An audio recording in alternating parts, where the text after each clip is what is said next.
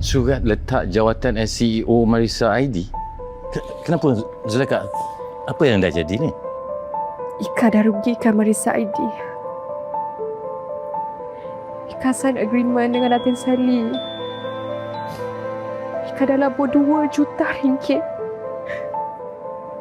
untuk beli kilang kat China, tapi lepas sign agreement tu dia terus hilang, dia lesap. Saya dah call bank untuk tanya pasal cek, dia dah cash out semua duit. Saya minta maaf sangat-sangat. Saya tak minta kebenaran Datuk sebelum buat apa-apa keputusan. Sekarang ni dia tipu saya. Saya minta maaf sangat. Saya ingatkan saya nak surprise Datuk sebab projek 3 juta dengan Datuk Samad tu tak jadi. Tapi saya tak sangka jadi macam ni.